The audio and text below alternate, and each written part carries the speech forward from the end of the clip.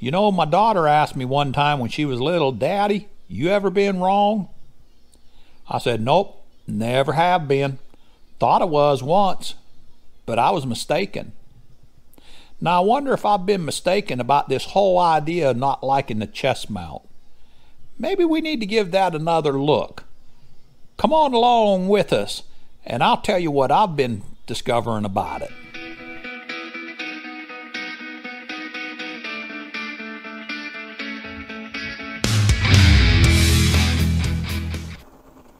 So as we stroll along here along Crabtree Creek,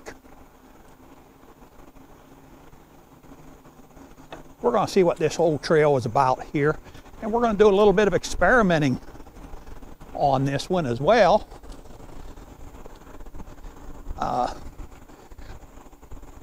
We're going to experiment with the camera, the way that it's set. I've been doing a little bit with the chest mount lately.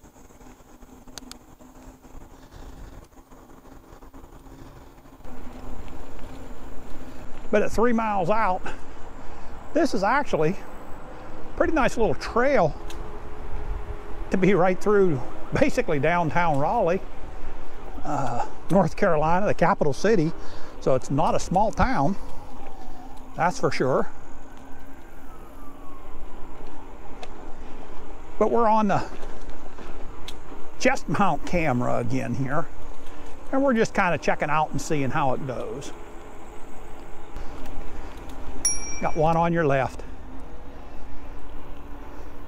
One of the things that I noticed here, I probably wouldn't have noticed until I got onto a greenway, but if you look at how I have to hit that bale there, it's kind of a little uncomfortable. So what we're going to do is, when we get back, we're going to flip that around and put the actuator on the downhill side of it, on the bottom of it. So that'll make that a little bit more convenient. That's one of them things you kind of discover along the way as you made changes like this. Got two on your left. Thank you. Yep, you guys have a wonderful afternoon. So we made our destination, Shelley Lake. Got two on your left.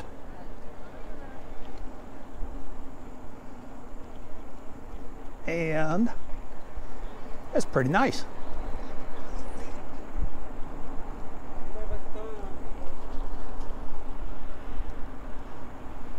What we're going to be doing is circling this lake. We're out 11.5 miles right now. Got two on your left, and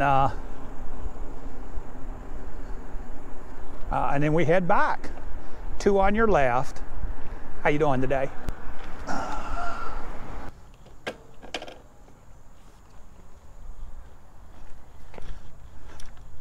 So this was the destination.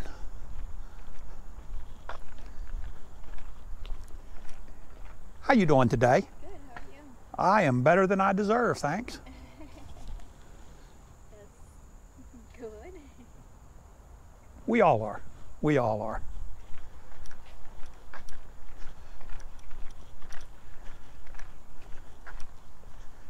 All right, let's rock and roll it.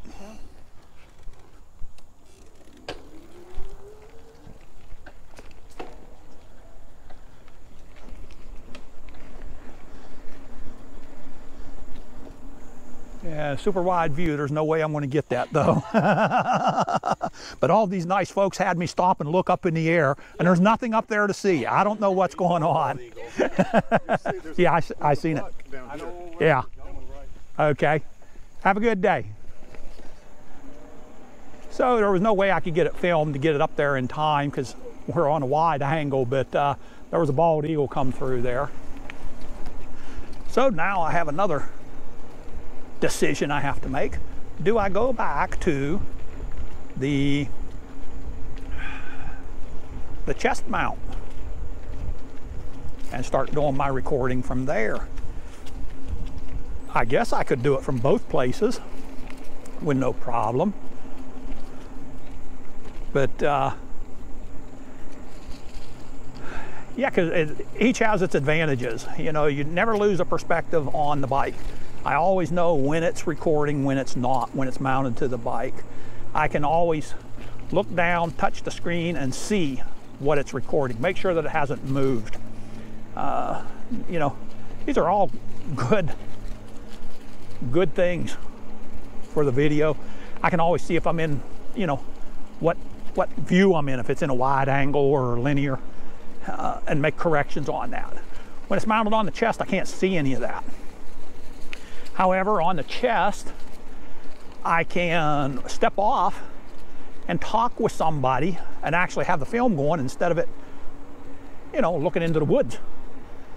We did address that I don't really have to have the app open to see what view I'm getting.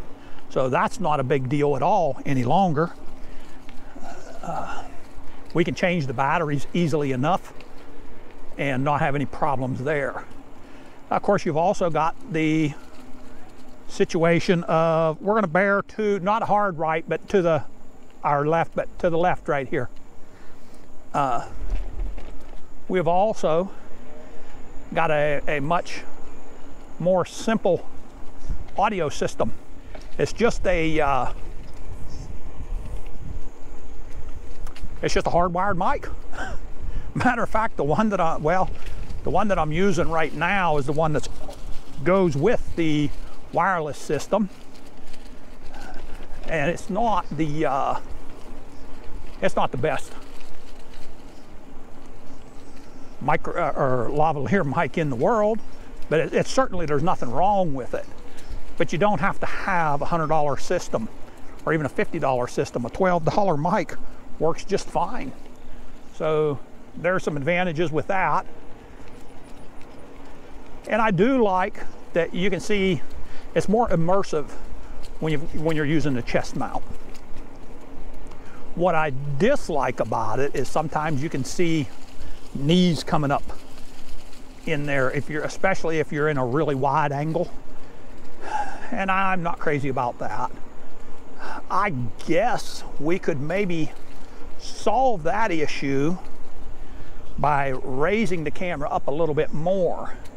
What I did was I put this mount upside down, and I mounted my camera upside down on the chest mount. And with it pressed all the way in, it was just a little bit too low. So I took a piece of 3M double-sided tape and stuck it onto the mount and left the one side covered up, so that I've got basically a little pad right there. And that gives me a pretty good perspective. If I wanted to bring it up a little bit more, I could put another piece of tape on there with no problems. And that would be, you know, that would bring everything up. So that wouldn't be a big issue to deal with that. On your left. Y'all have a wonderful day. So, you know, there's pluses and minuses to all of them, but we have pretty much solved the audio situation. I feel like I have a good audio system. I have a good